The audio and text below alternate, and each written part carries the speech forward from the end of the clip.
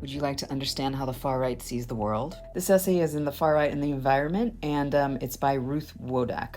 So in her analysis, the far right divides the world in their thinking into two main groups. That division of the world, we have the we. Those are the true people represented by the populace. They are the good, the true, the upright, the victims.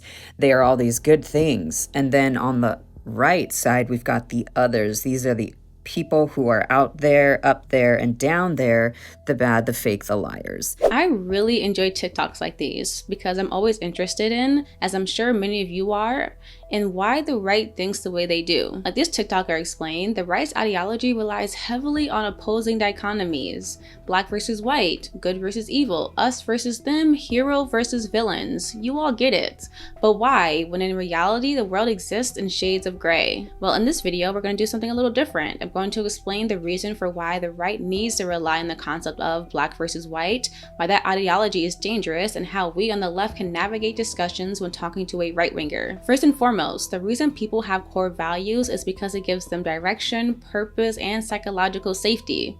For example, if I'm a person who believes everyone should be free to love who they love, it makes me feel good about myself because I'm open to learning about things that I'm not. But according to the Center for Research on Extremism, individuals who endorse far-right ideology often have an increased desire for obedience to authority, order, purity, familiarity, structure, and a rigid worldview mentality, aka being closed-minded. And these two divisions are in a good fight, right? The others are a threat. We must fear them. We have a right to defend ourselves.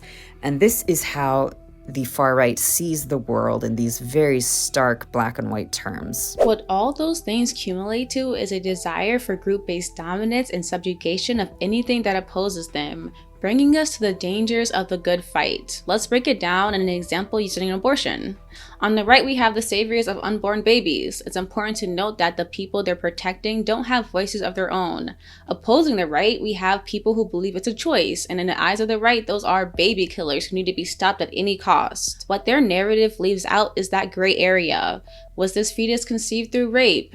Is it the life of the birther in danger? Can they afford to have a child? Can they take maternity leave if they do? Do they even want one, etc.? The gray area doesn't give the right-winger absolute and unambiguous answers. That challenges their motivations and therefore doesn't give them that psychological safety they're looking for. We can apply this scenario to many other problems: climate, gay and trans rights, racial equality, etc.